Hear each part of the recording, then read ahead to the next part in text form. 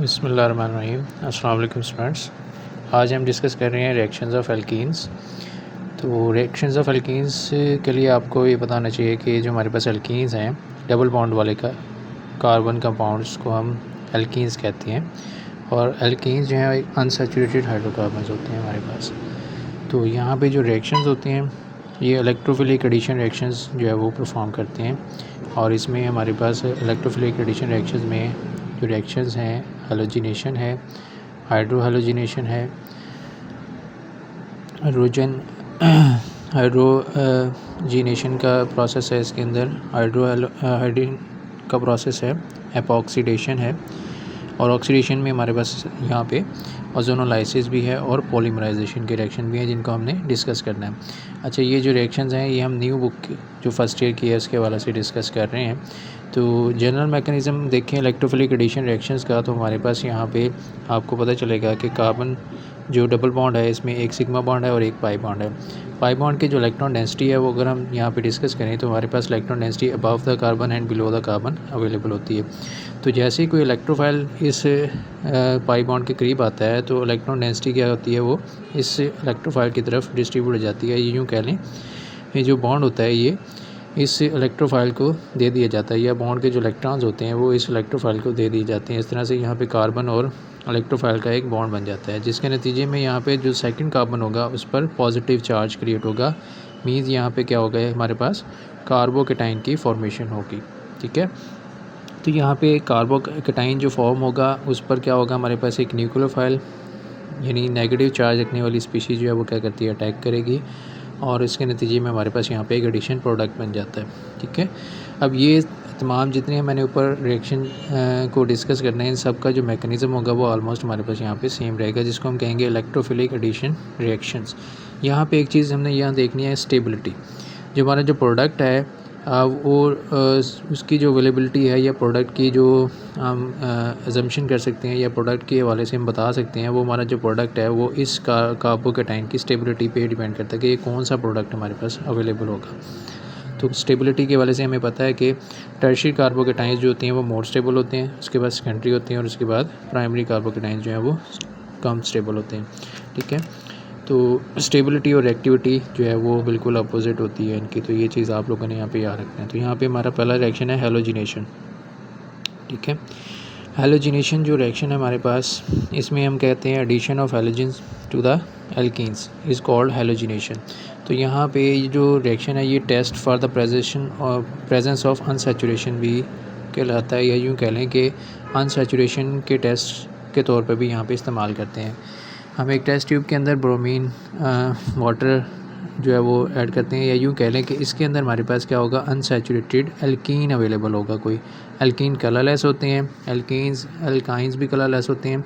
तो यहाँ पे डिस्टिंग्विश करने के लिए क्या करते हैं, एल्केन्स को एल्कीन से डिफ्रेंशिएट करने के लिए हम ये टेस्ट करते हैं, जिसमें हम क्या करते हैं, ब्रोमीन वाटर ऐड करेंगे, और जैसे ही इसमें ऐड करेंगे इसका जो ब्राउन कलर होगा वो क्या होगा, डिस्चार्ज हो जाएगा, गायब हो जाएगा। तो यहाँ पे डबल बॉन्ड है, तो इसमें जैसे हम ये ब्रोमीन वाटर ऐड करेंगे in the presence of solvent यहाँ पे हम कार्बन टेट्राक्लोराइड इस्तेमाल कर रहे हैं, और इसके नतीजे में क्या होगा, ये दो ब्रोमीन है तो एक इस कार्बन पे अटैच हो जाएगा और एक इस कार्बन पे, और यहाँ से पाई बॉन्ड जो है वो टूट जाता है। ये पाई बॉन्ड क्या है, इसके साथ हाफ अटैच हो गया और हाफ इसके साथ, तो हमारे पास ये बन गया प्रोडक्ट 1,2-डाइब्रोमो इथेन। इसकी मैन्युफैक्चरिंग देखते हैं, मैकेनिज़्म देखते हैं। तो उसमें हम कहते हैं कि हमारे पास ये एथीन है। एथीन मतलब डबल बॉन्ड वाला कंपाउंड है हमारे पास। इलेक्ट्रॉन डेंसिटी मैंने आपको पहले ही बता दी थी। जैसे ही हमारे पास ये नॉन पोलर मॉलिक्यूल ब्रोमीन का इसके करीब आएगा तो इस नॉन पोलर मॉलिक्यूल के अंदर क्या होगी, पोलैरिटी क्रिएट होती है। पोलैरिटी क्रिएट होती है कैसे, कि ये जो इलेक्ट्रॉन्स डेंसिटी है इसकी पाई बॉन्ड की, ये इस ब्रोमीन के जो इलेक्ट्रॉन्स होते हैं Br2 के इलेक्ट्रॉन डेंसिटी को क्या करेगा, ये रिपेल करेगा, जिसके नतीजे में क्या होगा कि ब्रोमीन एक क्या हो जाएगा, पार्शियल पॉजिटिव और एक पार्शियल नेगेटिव, यानी इसकी इलेक्ट्रॉन डेंसिटी क्या हो गई है, यहाँ पे रिपेल हो गई है, डिस्ट्रीब्यूट हो गई है। तो इस वजह से यहाँ पे एक पोल क्रिएट होता है जिसको हम कहते हैं इंड्यूस्ड डाइपोल।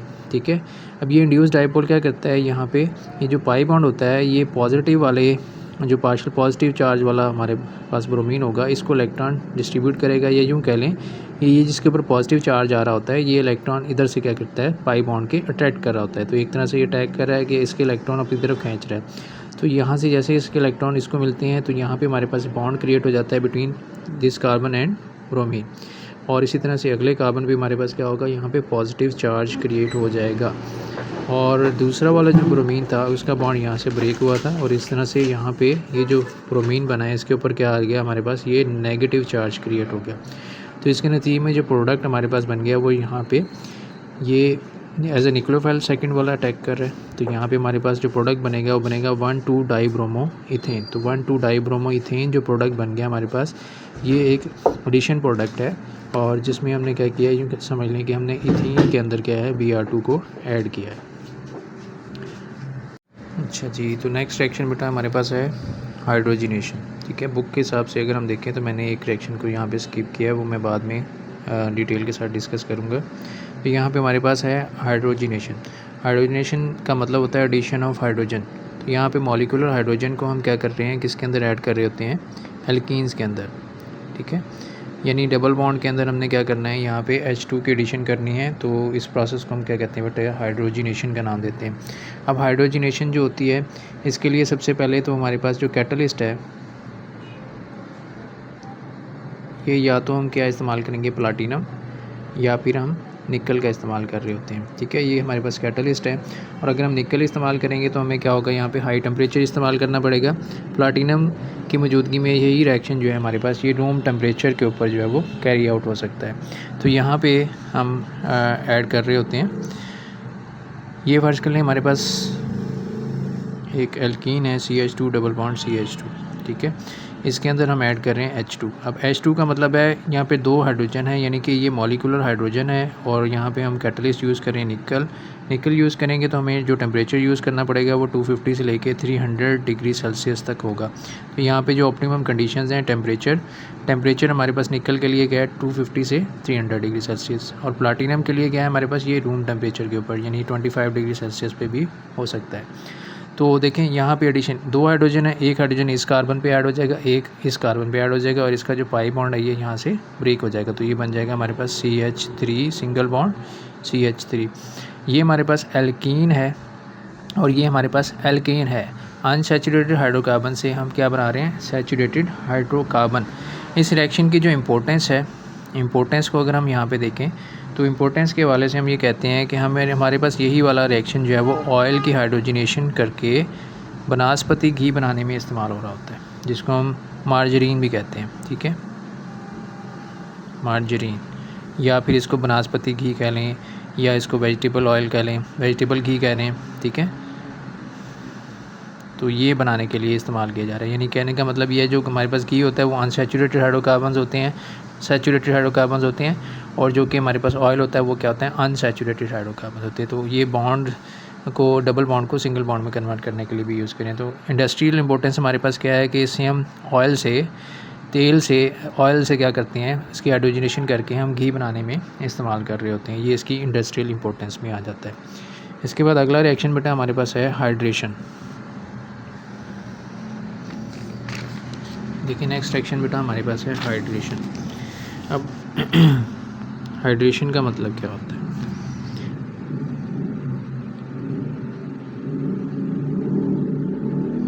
हाइड्रेशन का मतलब होता है हमारे पास कि हमने क्या ऐड करना है, वाटर ऐड करना है। अब ये डबल बॉन्ड के अंदर जब वाटर ऐड होगा, एडिशन ऑफ वाटर,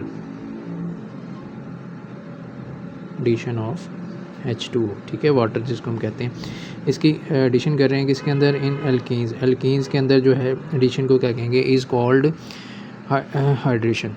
तो हाइड्रेशन में हमारे पास ये सिंपल एल्कीन है CH2 डबल बॉन्ड CH2, इसमें जब हम H2O ऐड करेंगे तो यहाँ पे हमारे पास एक कैटलिस्ट होगा।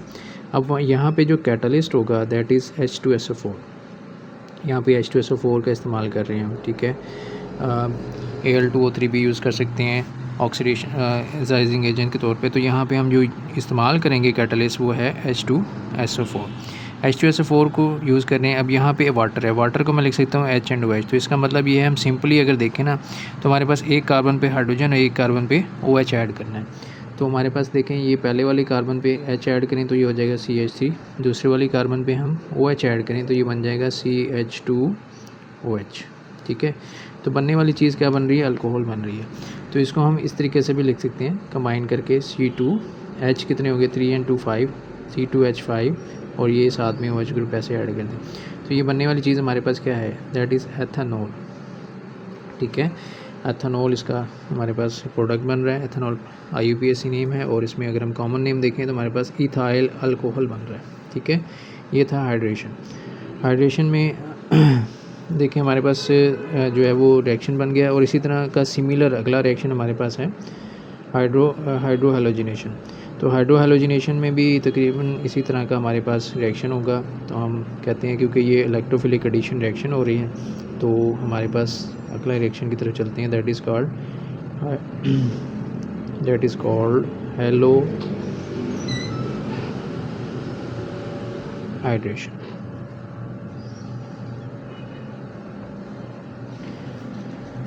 तो जो हेलो हाइड्रेशन है, इसमें हमारे पास क्या करेंगे, हम इसमें एक हम हेलोजिन ऐड करेंगे। हेलोजिन क्लोरीन या ब्रोमीन दोनों में से कोई भी ऐड कर सकते हैं, और साथ में हम ऐड करते हैं यहाँ पे water H2O in the presence of a catalyst. Catalyst हमारे पास है H2SO4।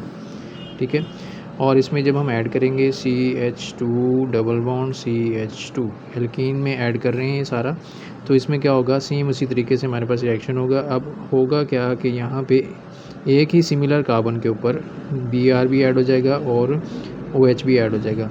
तो OH कहाँ से आएगा, यहाँ से, और Br कहाँ से आएगा, हमारे पास ये ब्रोमीन में से। तो प्रोडक्ट हमारे पास बन रहा है CH3 CH Br and OH plus HBr। ठीक है, तो इस रिएक्शन को हम कहते हैं हेलो हाइड्रीन। अब यहाँ पे ब्रोमिनेशन ऐड कर रहे हैं तो इसको कहेंगे ब्रोमोहाइड्रीन, और अगर हम Cl2 ऐड करेंगे तो रिएक्शन को बोलेंगे क्लोरोहाइड्रीन। ठीक है, तो ये प्रोसेस था हमारे पास हेलो हाइड्रीन का। अच्छा, इसके बाद हमारे पास अगला रिएक्शन होगा एपॉक्सीडेशन। एपॉक्सीडेशन जो है हमारे पास, इसको एपॉक्सीडेशन भी बोलते हैं।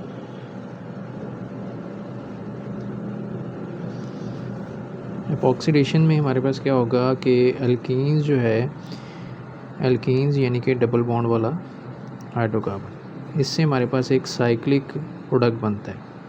साइक्लिक प्रोडक्ट बनता है जिसके अंदर क्या होगा, ऑक्सीजन मौजूद होता है। Cyclic product containing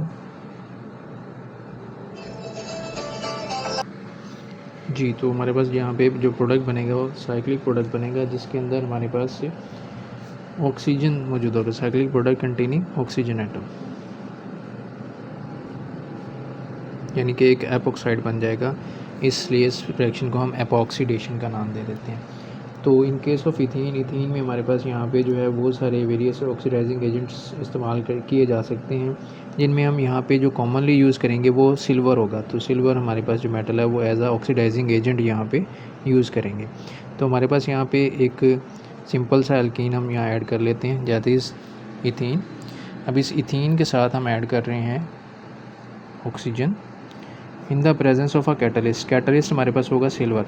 silver catalyst की मौजूदगी में ये रिएक्शन करेंगे, और इसके नतीजे में हमारे पास जो प्रोडक्ट बनना चाहिए वो एक साइक्लिक प्रोडक्ट होना चाहिए, जिसको हम कहते हैं एपॉक्साइड, ये प्रोडक्ट। ठीक है, इसमें हमारे पास ये चीज़ बन रही है। ठीक है, इसको बोलेंगे एपॉक्साइड। तो प्रोसेस को बोलेंगे एपॉक्सीडेशन। अब इस एपॉक्साइड की हाइड्रोलाइसिस होती है in the presence of N acid. तो एसिड की मौजूदगी में जब हम इसको हाइड्रोलाइज करेंगे तो हमारे पास यहाँ पे ये डायोल प्रोडक्ट दे देता है। डायोल प्रोडक्ट का मतलब ये होगा कि यहाँ पे जो दोनों एडजेसेंट कार्बन हैं इनके ऊपर OH ग्रुप ऐड हो जाएगा, इधर भी और इधर भी। ठीक है, तो बाकी हमारे पास यहाँ भी H2 आ जाएगा और यहाँ भी H2, सेम हाइड्रोजन ऐसे ही रहेंगे, और ये यहाँ से या यहाँ से ब्रेक होगा, और इसके नतीजे में क्या होगा, एक साइड पे H और एक साइड पे OH ऐड हो जाता है। तो ये हमारे पास प्रोसेस है, इसको हम कहते हैं हाइड्रोलाइसिस। ये हाइड्रोलाइसिस है, ये वाला हाइड्रोलाइसिस ऑफ एपॉक्साइड। और ये यहाँ से यहाँ तक जो प्रोसेस बना है इसको हम कहेंगे एपॉक्सीडेशन। ठीक है, एपॉक्सीडेशन के बाद यहाँ से आगे जो प्रोसेस होगा ये है हमारे पास हाइड्रोलाइसिस ऑफ एपॉक्साइड। ठीक है, तो हमारे पास ये हाइड्रोलाइज प्रोडक्ट बन रहा है एपॉक्साइड का, जो कि हमारे पास 1,2 इथेन डायोल है। अब इस प्रोडक्ट का हम IUPAC नेम लिखते हैं, तो ये कहलाएगा 1,2 इथेन डायोल। तो ये हमारा प्रोडक्ट आ रहा है।